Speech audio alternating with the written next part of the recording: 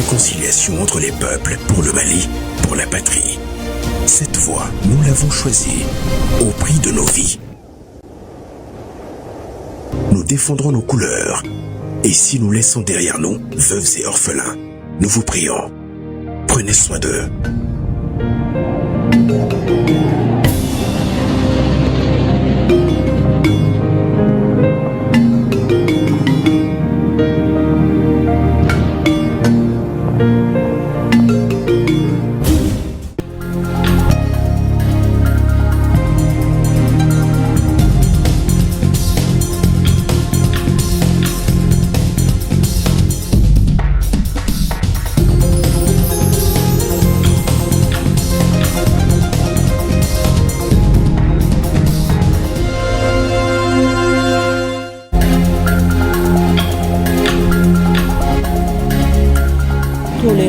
Zéro face à la fraude et à la concurrence déloyale, les douanes maliennes ont mis la main sur une cargaison frauduleuse composée de tonnes de denrées sur les axes stratégiques de Bamako.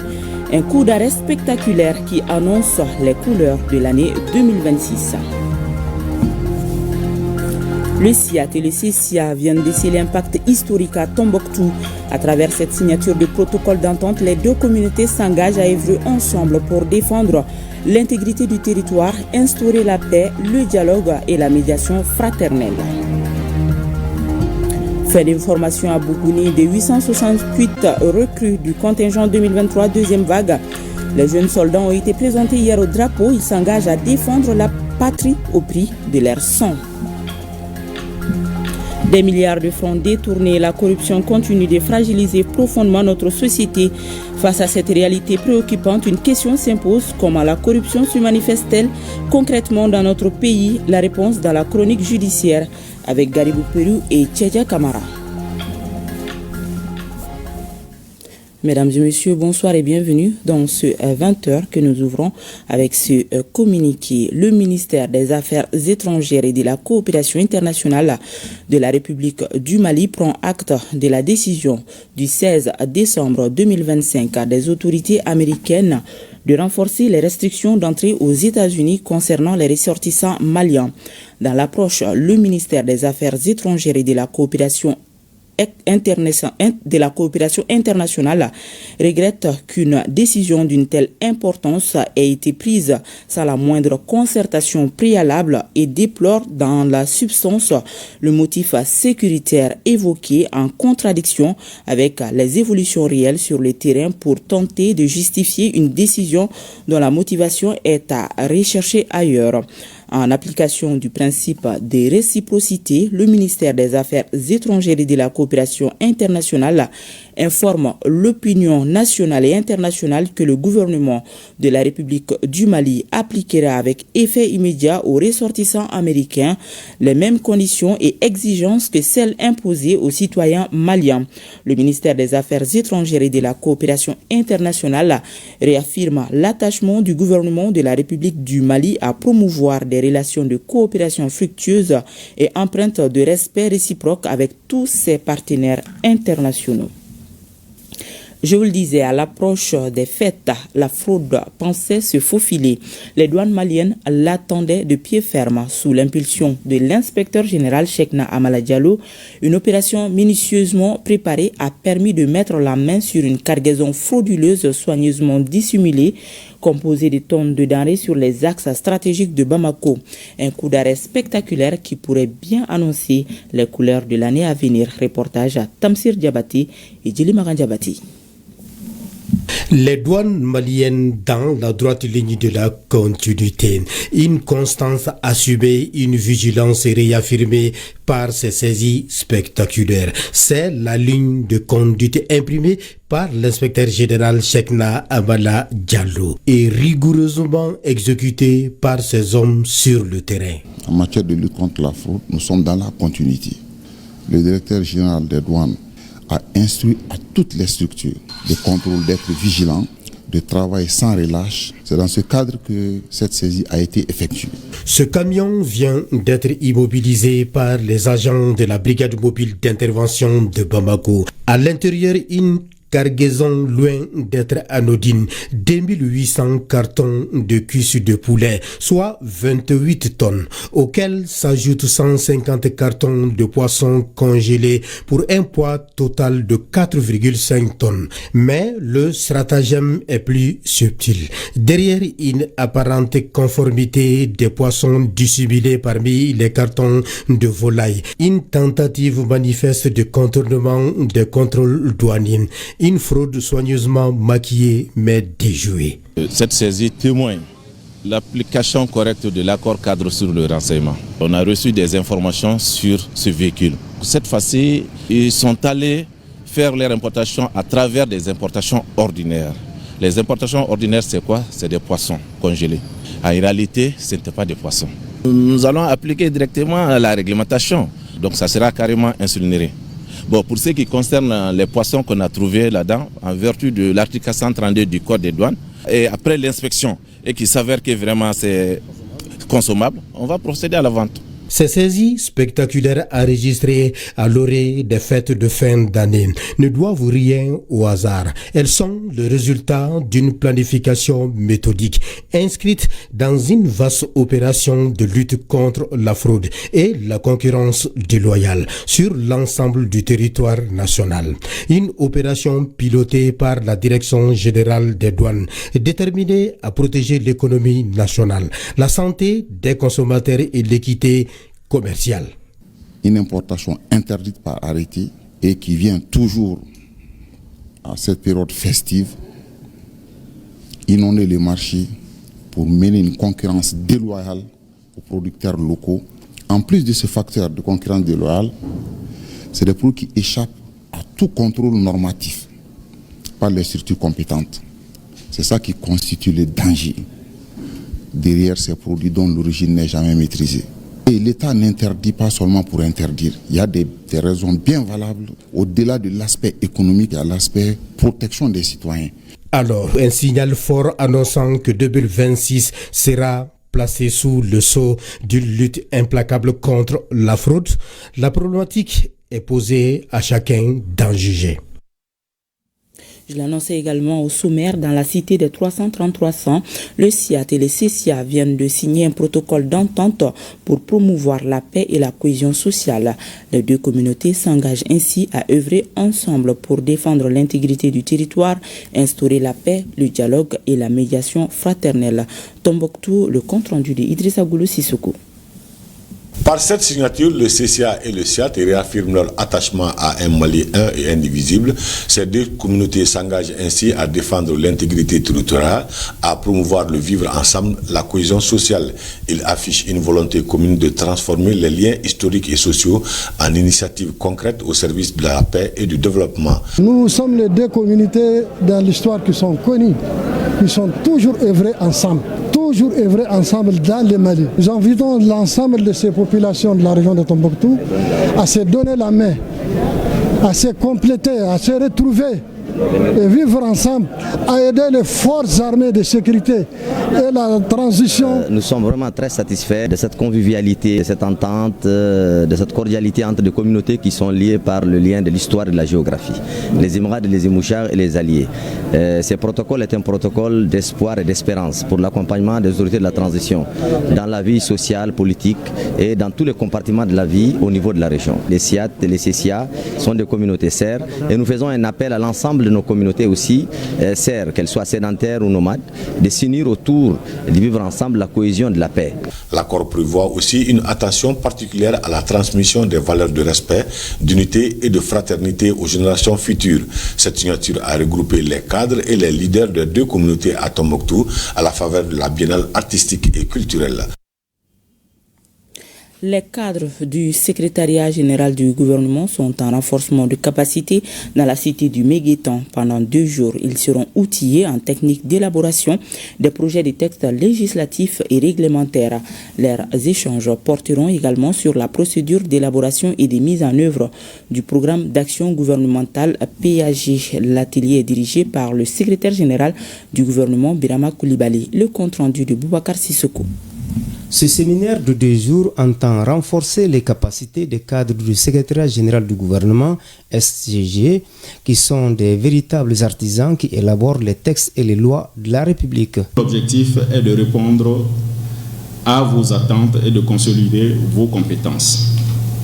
Ce séminaire s'inscrit pleinement dans le processus de renforcement des capacités du personnel du secrétariat général du gouvernement. Le choix de l'organiser hors de Bamako répond à une double ambition. Offrir un cadre propice à la réflexion, à l'échange, loin de la routine quotidienne et renforcer la cohésion au sein de nos équipes. Cette session porte sur un certain nombre d'aspects thématiques liés à la logistique. Pour ce faire, 2 modules sont traités. Les participants seront outillés de démarches préalables nécessaires à l'élaboration de textes législatifs et réglementaires. Notre nation a besoin de notre compétence, de votre engagement et de votre sens du service public pour réussir la refondation de notre administration. Je vous invite à tirer le meilleur parti de cette formation et à vous y investir pleinement. Je suis convaincu que cette rencontre sera une belle opportunité de partage et de renforcement mutuel. À l'issue de cette formation de renforcement de capacité, les cadres du secrétariat général du gouvernement sauront maîtriser, entre autres, les bonnes pratiques de rédaction de textes législatifs et réglementaires et l'acquisition des meilleures méthodes en matière d'élaboration, de suivi et de mise en œuvre du travail normatif du gouvernement. Ouverture ce week-end dans la Cité des Rails du Grand Forum de la jeunesse de Caille.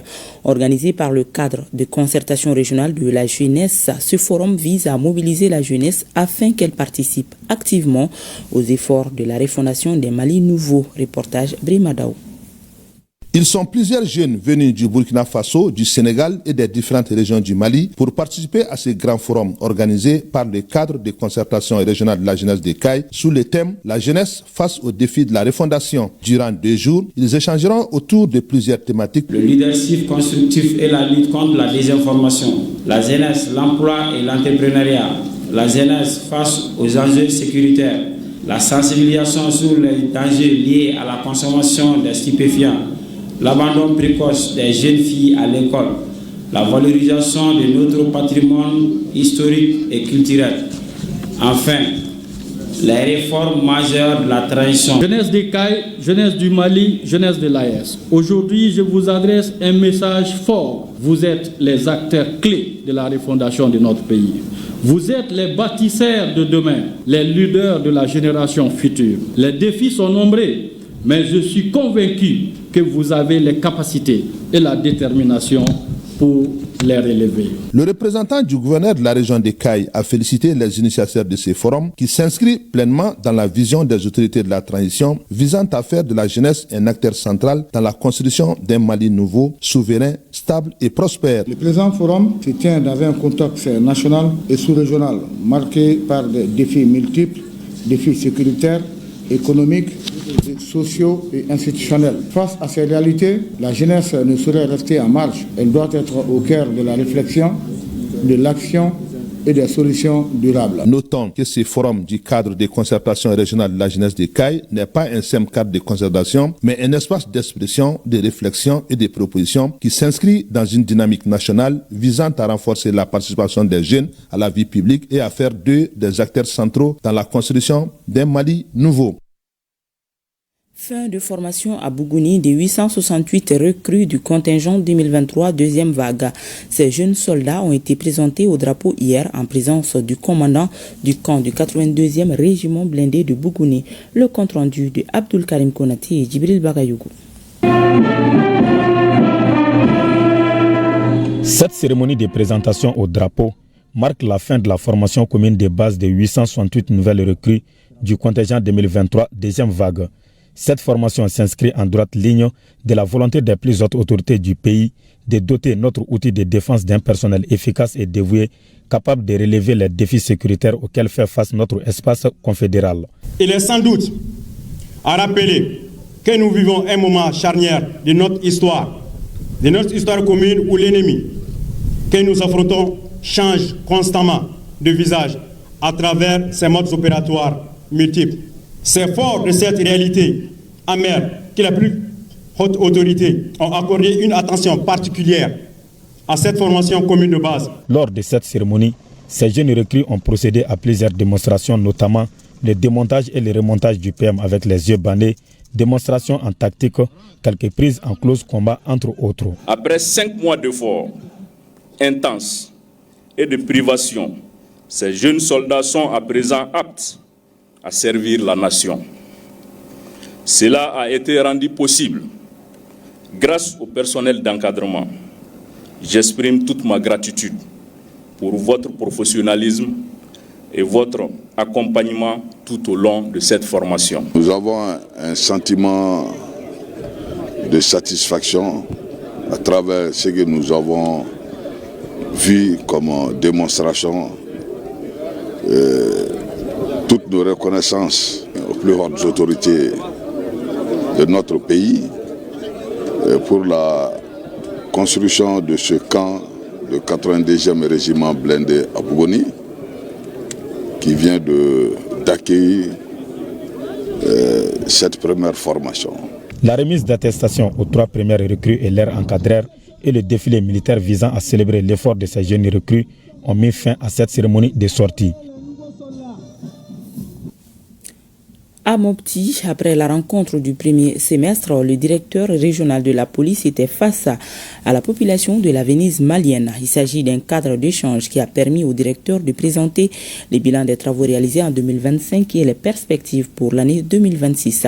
Reportage Bintou Tatou-Tienta.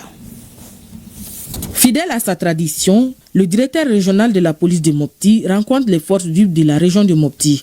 La rencontre s'appelle la redevabilité de l'année. Autrement dit, le directeur régional fait le bilan de l'année 2025, une année au cours de laquelle la police régionale a déployé 3200 agents pour la police préventive et enregistré 4 cas d'assassinat, 5 cas de viol, 18 cas de coups et blessures volontaires, 7 cas de vol qualifiés, 8 cas de menace de mort, 1 cas d'incendie volontaire et 5 cas d'escroquerie. Pour l'année 2026, nous pensons, vu le bilan que nous avons présenté tout à l'heure, que les populations de Mopti vont adhérer au port obligatoire des casques à Mopti. Nous pensons pouvoir faire en sorte que les patrouilles que nous avons effectuées cette année, que nous puissions donner encore le meilleur de nous-mêmes dans le cadre de la police de proximité.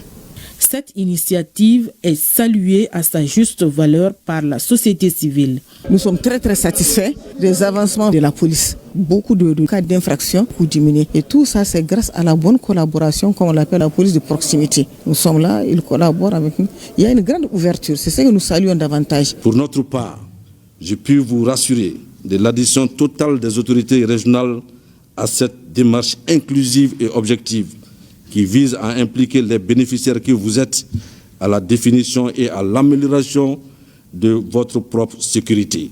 Il est important de souligner que la multiplication des accidents routiers, la propagation des grains formés par les jeunes et la collaboration avec les populations demeurent une réelle préoccupation pour la société civile. L'Office malien de l'habitat a tenu la 50e session ordinaire de son conseil d'administration. Placé sous les signes de l'ambition et de la performance, l'année 2025 a été une étape majeure pour l'EMH en vue de l'exécution de ses engagements vis-à-vis des groupes bancaires. La 50e session a permis aux administrateurs d'être éclairés sur les activités réalisées par l'Office ainsi que les défis à relever en 2026, notamment le remboursement des dettes du pôle bancaire et la poursuite de l'opération de cession directe. S'agissant du budget prévisionnel pour 2026, il est équilibré en recettes et en dépenses à plus de 29 milliards de francs CFA, nous dit Arédjou Matina. À l'Office malien de l'habitat, la session du conseil d'administration constitue un moment privilégié d'échange, d'évaluation et de projection au service d'une mission noble, celle de garantir aux citoyens un habitat décent, accessible et durable. Malgré le contexte fortement caractérisé par la poursuite du remboursement de ses dettes, l'OMH a poursuivi avec détermination l'exécution de ses principales missions, dira le président du conseil d'administration de l'Office. La présente session du conseil d'administration doit être l'occasion de consolider ces avancées, d'identifier les axes d'amélioration et de tracer les perspectives pour l'année à venir. L'ordre du jour de cette session traduit l'importance des travaux qui nous attendent. Concernant le projet de budget de l'exercice 2026, il est criblé en recettes en dépenses à 29 milliards 25 329 000 de francs CFA. Malgré des résultats encourageants enregistrés comme la maîtrise nette des dépenses, la tenue régulière des sessions de formation ou encore un meilleur recouvrement des recettes, des défis demeurent à l'Office tels que le remboursement dans le budget prévisionnel des dettes du pôle bancaire et de la poursuite de l'opération cession directe. L'Office est en train de rembourser ses dettes pour une quinzaine d'années et donc l'atteinte des objectifs nous demande beaucoup de sacrifices. Et c'est ce sacrifice que nous demandons aussi aux bénéficiaires des logements pour le paiement irrégulier des loyers. La cession directe est une situation qui est venue pour que nous puissions payer nos dettes vis-à-vis du pôle bancaire. Ce programme est pratiquement clos. Les chantiers 2026 sur lesquels nous allons nous atteler, c'est la viabilisation des programmes de l'intérieur qui sont même en cours d'attribution et la finition des travaux quand même qui sont pour les logements de Bamako, pour les restants de la session directe. Lors de cette 50e session ordinaire du conseil d'administration, les responsables de l'Office rassurent que les attributions classiques de logements au grand bonheur des populations s'effectueront une fois que les difficultés liées au financement des dettes du pôle bancaire seront maîtrisées. En 2026, la CANAM ambitionne d'immatriculer 100 000 nouveaux assurés, de moderniser le système d'information et de gestion biométrique. Et pour atteindre les objectifs fixés, la Caisse s'est dotée d'un budget de plus de 120 milliards de francs CFA. Ce sont les principales informations issues de la 31e session du conseil d'administration de la CANAM tenue ce matin à Bamako. Le reportage de Awadit Makamara. La Caisse nationale d'assurance maladie, une structure de référence en matière de prise en charge des malades. Une sollicitation qui oblige les administrateurs de revoir à la hausse les ambitions de la CANAM. L'année 2026 s'annonce comme celle des défis afin de faciliter l'accès de grand nombre de Maliens aux soins de santé. Les administrateurs avalisent l'enveloppe de plus de 120 milliards 367 millions. Ce budget vise, selon le président du conseil d'administration, à garantir la soutenabilité du régime d'assurance maladie. Rien qu'en 2026, ce sont plus de 360 activités déjà planifiées pour le bonheur des adhérents. L'immatriculation de 100 000 nouveaux assurés, dont des indigents, le conventionnement de nouveaux établissements de santé publics et privés, le renforcement de la gouvernance financière et du contrôle de la gestion, l'amélioration de la qualité des soins et la satisfaction des assurés, la modernisation du système d'information et la gestion biométrique, le renforcement de la communication institutionnelle et de proximité. À l'ouverture de la session, les administrateurs se sont réjouis des résultats enregistrés par la CANAM courant l'année 2025, et cela malgré un contexte assez difficile. C'est pourquoi la 31e session se veut cruciale avec des réformes entreprises au niveau de la CANAM. Les activités vont s'inscrire aussi pour que nous puissions aller à l'opérationnalisation du régime d'assurance maladie universelle, qui est une instruction très claire et très permanente du président de la transition, le général d'armée Assimi Goïta. Nous allons continuer en 2026 et parallèlement à la modernisation de notre système. Ça veut dire quoi? La digitalisation. Il faut que nous partions vers cette digitalisation, que ce soit les paiements, que ce soit les prestations de santé. Nous allons partir vers cette digitalisation. Entre défis et opportunités, la CANAM trace sa voie, celle d'un Mali où la santé devient un droit pour tous. Le budget prévisionnel pour 2026 de l'École supérieure du journalisme et des sciences de la communication est estimé à plus de 662 millions de francs CFA contre un peu plus de 590 millions au titre de cette année qui s'achève. Ce budget était soumis à l'approbation des administrateurs à la faveur de la 9e session ordinaire de l'établissement tenue ce matin. Occasion pour le directeur général de faire une rétrospective de 2025 dont l'état d'exécution du programme d'activité est à 80%. Tchemoko Konati.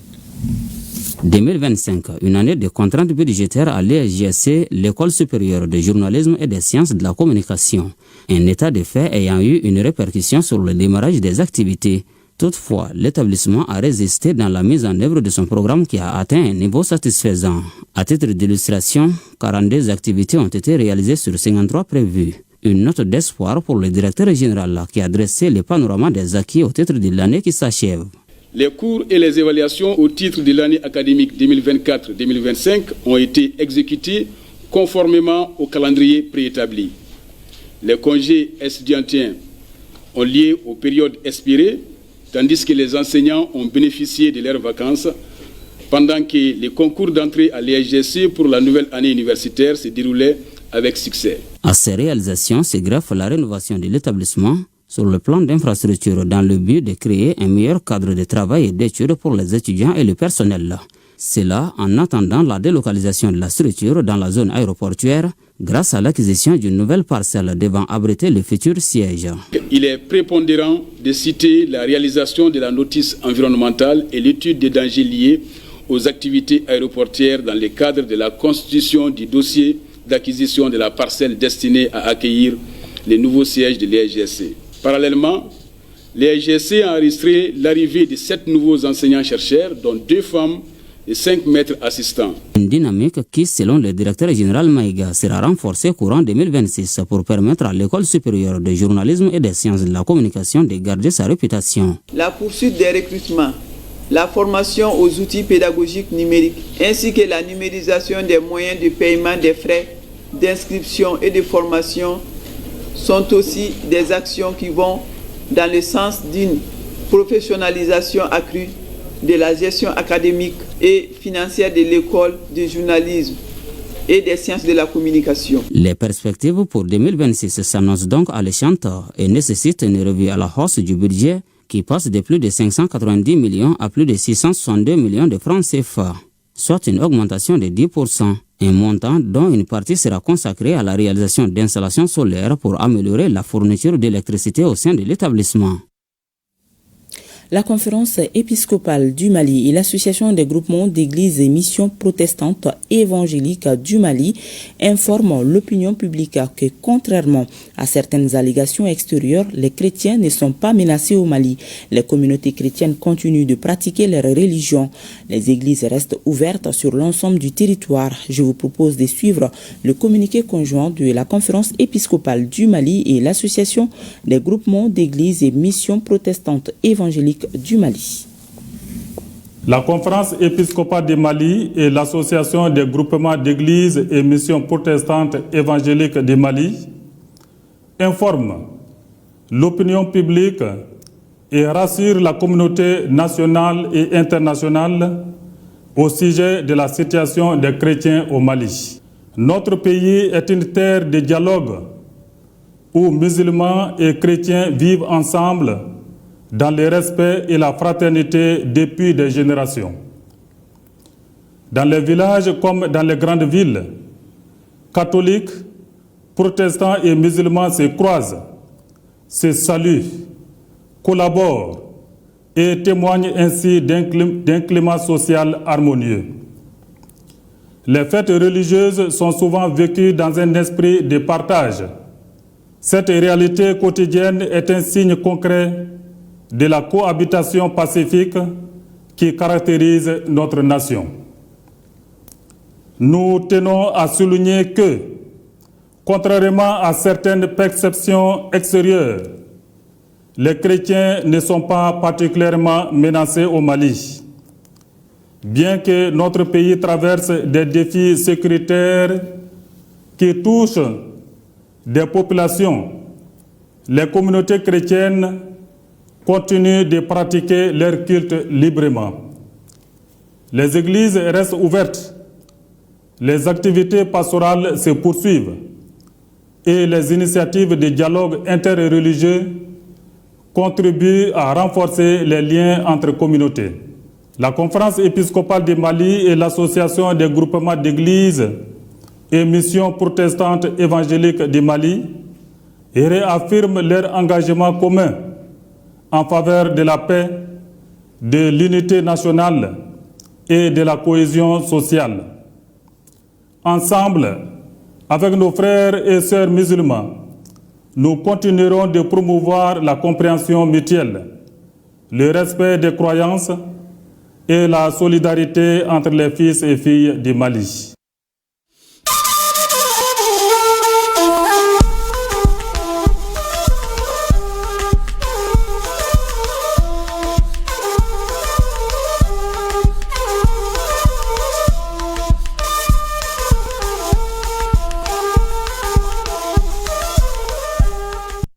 Au Burkina Faso, une délégation gouvernementale était à la 2e région militaire pour porter les messages du président du Faso et du chef du gouvernement à la troupe. Les ministres ont salué le travail des forces combattantes et remonté leur morale pour la libération totale du pays. La délégation a aussi mis le cap sur l'hôpital du camp militaire pour rendre une visite aux blessés des guerres. Compte rendu Betty Bié, Naon et Ismaël Saturnin, Paris. Devant la troupe, cette délégation gouvernementale, conduite par Serge Gnagnoudem Pouda, rend d'abord hommage aux forces combattantes pour les nombreuses victoires engrangées dans le cadre de la restauration de l'intégrité du territoire national. Ces 3 ministres sont porteurs d'un message du président du Faso, le capitaine Ibrahim Traoré, et le chef du gouvernement, Rim Talba Jean-Emmanuel Ouedraogo, à ces hommes.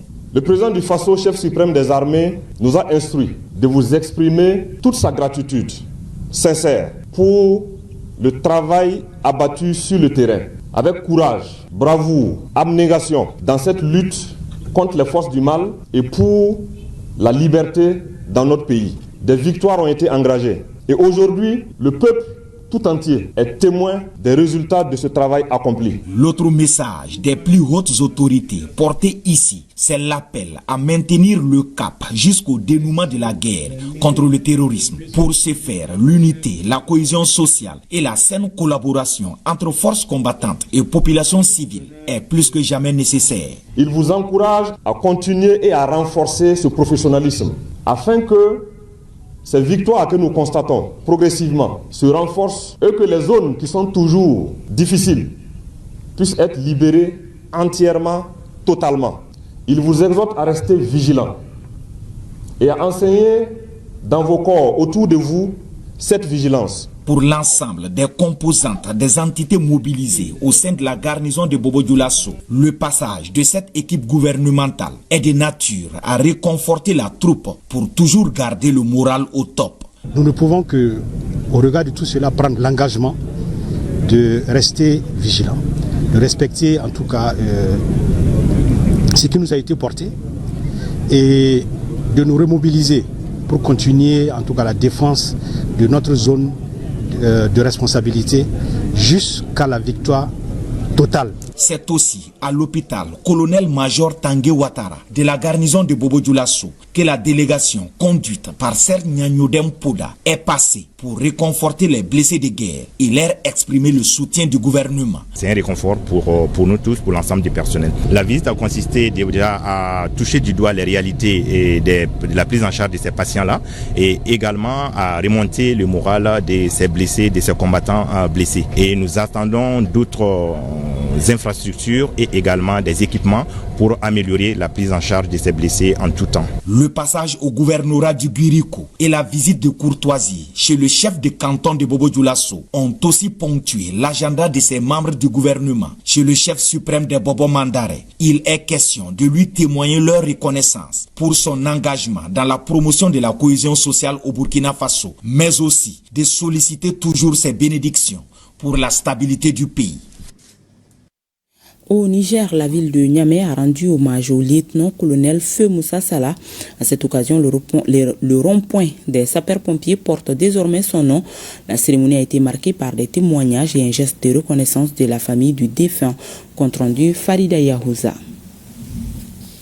Dans les soucis d'immortaliser la mémoire du lieutenant-colonel Feu Moussa Salah, les autorités municipales de la ville de Niamey, en collaboration avec la famille du défunt, ont procédé à une cérémonie d'hommage officielle. À cette occasion, le rond-point des sapeurs-pompiers a été officiellement rebaptisé rond-point Moussa Salah en reconnaissance des services éminents rendus à la nation. C'est un honneur pour moi de prendre la parole au nom de la famille Moussa Salah, parents, amis et alliés.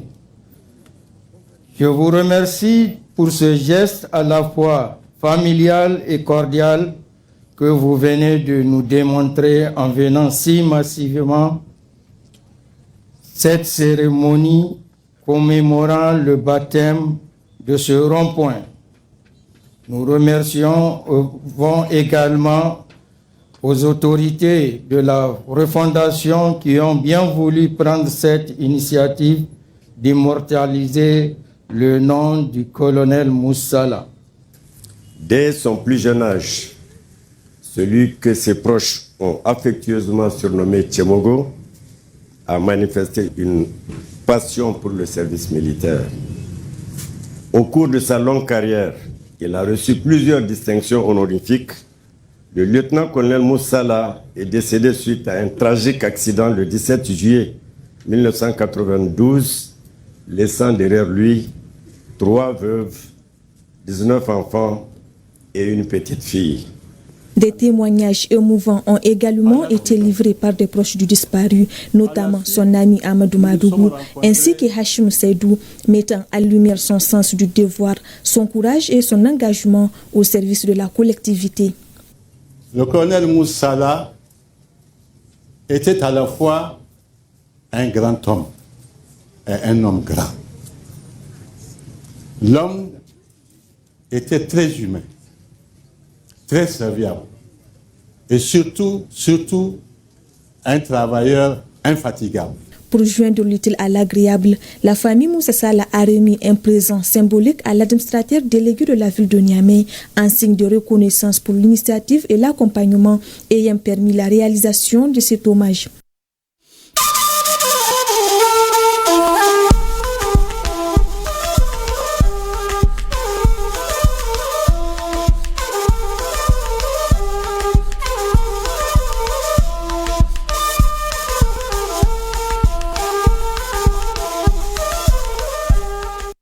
Ici, à Bamako, le projet Jeunesse citoyenne active et informée vient d'être porté sur les fonds baptismaux pour une durée de 2 ans.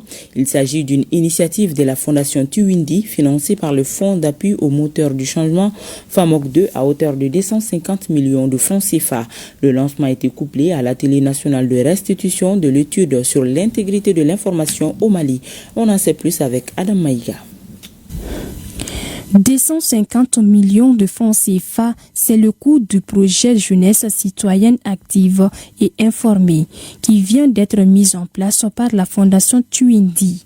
Ce projet ambitionne de renforcer les compétences numériques des jeunes et rendre l'espace plus intègre et ouvert.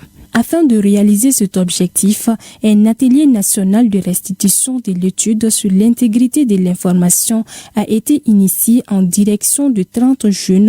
Le projet quand même a un objectif de faire en sorte que l'espace informationnel soit intègre. Et si on veut un espace informationnel intègre, il faut déjà connaître l'état actuel de cet espace informationnel. Donc l'atelier d'aujourd'hui va justement permettre de connaître la situation et sur cette base, ça va nous permettre d'avoir les informations nécessaires pour pouvoir prendre des décisions. Nos attentes est que vraiment à travers ces projets qu'on puisse avoir une société civile malienne où l'accès à l'information fiable est disponible.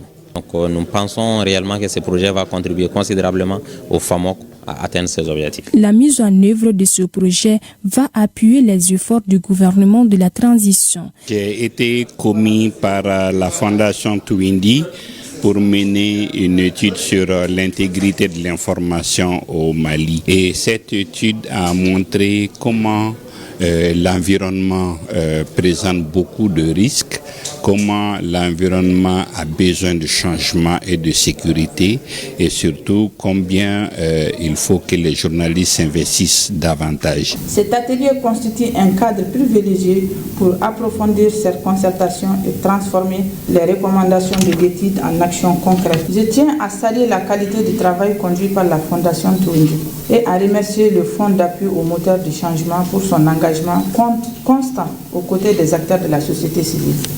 À travers cette initiative, la jeunesse malienne sera mieux outillée pour lutter contre la désinformation. Du 27 décembre 2025 au 1er janvier 2026 se tient la deuxième édition du festival Bamanayan Koumbé au stade municipal Vincent Traoré de Kati, une initiative de l'association qui porte le même nom. Mettre en valeur le savoir-faire et le savoir-être en milieu bambara, c'est l'objectif de ce festival, nous dit Awa Traoré.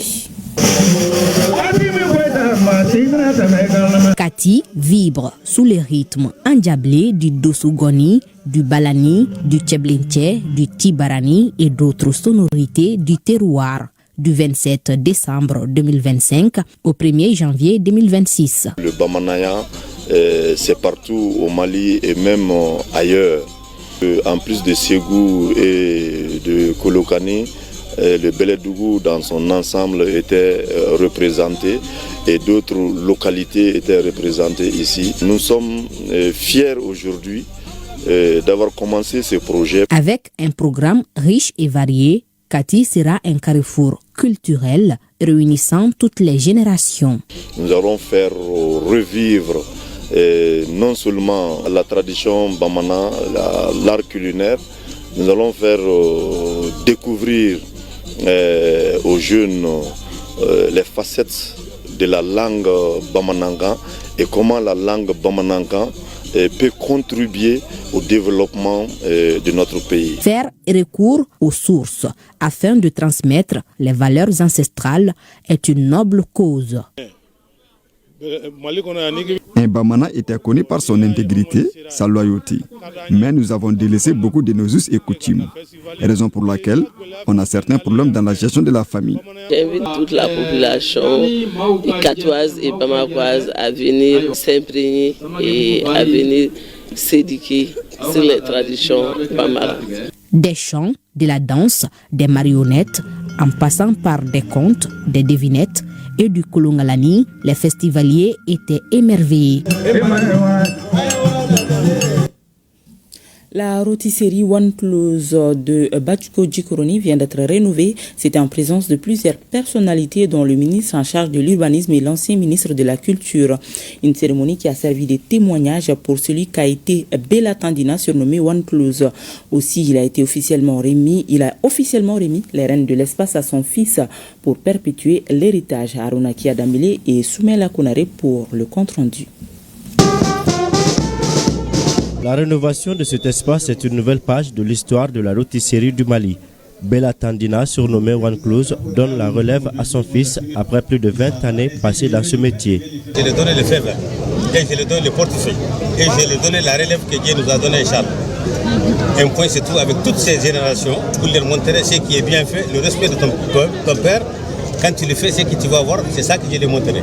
Des témoignages ont été faits par le public montrant le professionnalisme, le savoir-faire et la passion qu'il avait depuis Gao où il a commencé.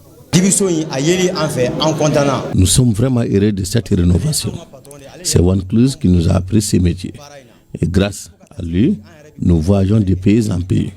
Donc, cette relève donnée à son fils est une bonne chose. Et nous ferons tout pour l'aider à dépasser son père. Savoir se retirer au bon moment est l'un des principes qu'a guidé One Close. Ainsi, le désigné remplaçant a le devoir de poursuivre la mission, celle de donner goût aux Maliens. C'était un rêve depuis tout petit et alhamdoulilah aujourd'hui nous venons de le réaliser. Ici on a une chambre froide dans laquelle on vend les viandes fraîches, poissons, chameaux, vaches, moutons.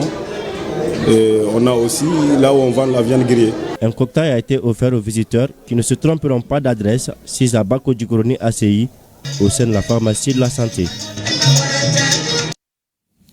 La corruption continue de fragiliser profondément notre société. Elle mine la cohésion sociale, menace la sécurité collective et freine durablement le développement du pays. Les différents rapports publiés par le Bureau du vérificateur général, institution de contrôle au cœur de la gouvernance publique, dressent par exemple un constat alarmant. De nombreuses irrégularités financières persistent dans plusieurs secteurs. Des milliards de francs détournés, révélés au fil des audits qui auraient pourtant pu servir à satisfaire des besoins essentiels des populations. Face à cette réalité préoccupante, une question s'impose. Comment la corruption se manifeste-t-elle concrètement dans notre pays? Élément de réponse dans notre chronique judiciaire avec Garibou Pérou et Tchadja Kamara. Elle ne fait pas toujours de bruit, elle n'annonce pas son arrivée. Pourtant, partout où elle s'installe, la corruption laisse derrière elle des ruines. En ville comme à la campagne, au sein des administrations publiques comme dans les entreprises privées, elle agit souvent à visage découvert, défiant les règles et les institutions. Ce détournement de pouvoir exercé au profit de quelques-uns compromet l'intérêt général et fragilise les fondements même de la société. Les conséquences de la corruption sont multiples. D'abord, si vous prenez sur le plan social, la corruption aggrave les inégalités. Elle pervertit l'égalité des chances. Elle entrave le développement social. Elle diminue les capacités de l'État à fournir des services publics de qualité aux communautés, notamment sur le plan de l'éducation, sur le plan de la santé, sur le plan des infrastructures, sur le plan de l'énergie. La corruption est pour beaucoup dans cela. Et sur le plan de la sécurité, la corruption diminue les capacités de réponse à la sécurité au niveau du pays.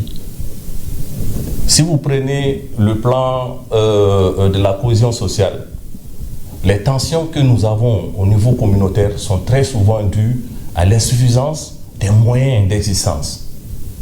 Nous avons besoin de plus d'infrastructures, soit au niveau urbain ou au niveau rural. Et le simple fait qu'il y ait beaucoup de compétition autour des ressources qui sont disponibles fait qu'il y a beaucoup de tensions. Et ces tensions peuvent s'aggraver, aller de simples discussions jusqu'à des affrontements et même parfois des conflits armés. Comparable à une pandémie moderne, la corruption ne connaît ni frontières ni secteur. Routes inachevées, écoles délabrées ou plutôt sous-occupées. C'est un fléau devenu pour beaucoup le mal du siècle qui fait fuir les investisseurs. C'est la mère de tous les maux, on peut dire ainsi. Parce qu'un système, qu'il soit judiciaire, éducatif, que ce soit au niveau de la santé, qui est corrompu, ne répond pas à l'aspiration des populations. Sur le plan économique, nous pouvons dire que la corruption décourage les investisseurs. Un pays qui est qualifié de corrompu attire très peu d'investissements. Et quand il n'y a pas d'investissement, il n'y a pas de développement possible. La corruption revêt de multiples visages, pots de vin, abus de pouvoir ou favoritisme. Face à ces fléaux, il faut une mobilisation collective. La corruption se manifeste de plusieurs manières. D'abord, ce qui est très fréquent, c'est que les populations se retrouvent face à quelqu'un qui a un pouvoir qui lui est conféré par la loi. Et cette personne abuse de ce pouvoir pour extorquer de l'argent ou d'autres avantages qui sont indus, que nous pouvons rencontrer tous les jours à tous les niveaux. Au bord de la rue, dans les services publics, nous pouvons rencontrer cela. Au-delà de cela, il y a d'autres manières où vous allez trouver de surfacturation. Il y a des services qui ne sont pas rendus mais qui sont payés. Donc tout ça concourt vraiment à la corruption. Au-delà de ça, au niveau des recrutements, vous allez voir que quelqu'un qui n'a pas le niveau se retrouve à un poste. Alors que ceux qui ont le niveau, qui le méritent, n'y ont pas accès. Juste tout simplement parce que la personne a quelqu'un qu'il connaît et que cette personne a un pouvoir. Et ce pouvoir lui permet d'opérer des irrégularités. La lutte contre la corruption est l'affaire de tous. Personne ne doit se mettre en dehors de cette lutte. Même ceux-là qui pensent profiter de la corruption, en réalité, verront les conséquences de la corruption. Véritable cancer économique et social, la corruption ronge la société de l'intérieur, affaiblissant l'état de droit et creusant les inégalités. S'engager à combattre ce poison silencieux, c'est bien plus qu'un acte civique.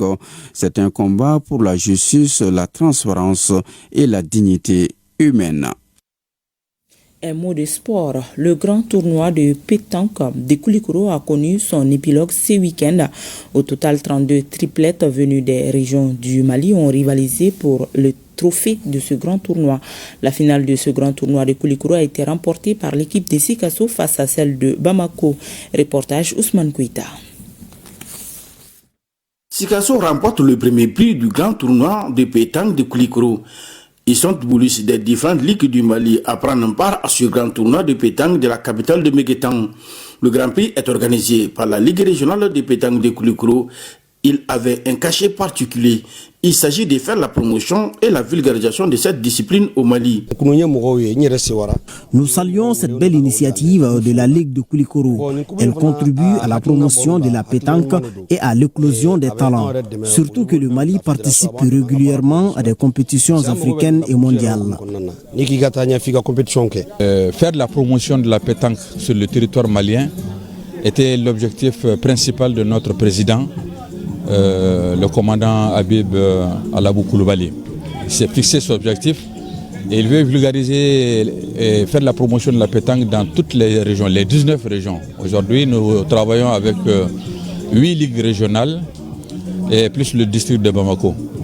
Alors, il ambitionne, avec le comité directeur, de mettre en place une ligue régionale dans les nouvelles régions qui vont faire l'ensemble des 19 régions. Durant 2 jours, dans la capitale de Méguétan, les boulistes venus des régions du Mali se sont rivalisés autour d'un jeu de triplettes. À la finale, l'équipe de Bamako, dirigée par Ibrahim Diallo, était face à celle de Sikasso à sa tête de docteur. C'est par un score très serré, 11 points contre 10, que la formation de Sikasso enlève le premier prix. Elle gagne 250 000 francs CFA. L'équipe vécue Bamako empoche 200 000 francs CFA.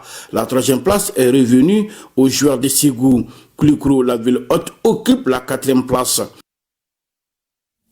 À retrouver dans vos librairies un ouvrage intitulé « La guerre des récits au Sahel, le rôle des médias occidentaux dans la légitimation des groupes armés terroristes ».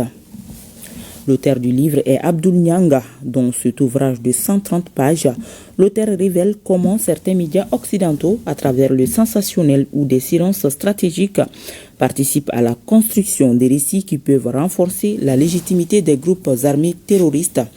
Dans la crise qui secoue le Sahel, les armes ne sont pas les seules à faire la guerre, les mots aussi.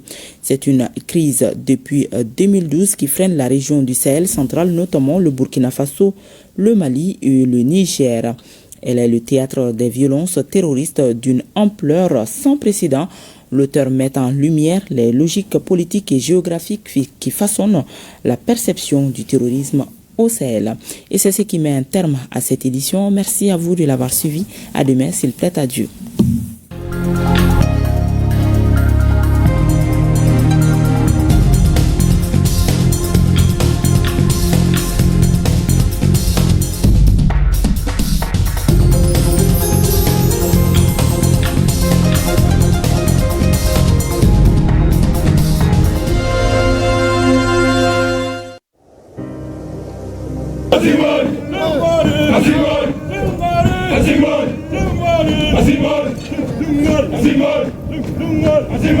Nous laissons derrière nous tout ce que nous avons de plus cher. Enfants, épouses, amis, pères et mères. Fièrement, nous répondons à l'appel du devoir. Pour que les déplacés et les réfugiés rentrent à la maison. Pour que nos enfants reprennent le chemin de l'école. Pour que jaillisse la lumière de la réconciliation entre les peuples, pour le Mali, pour la patrie.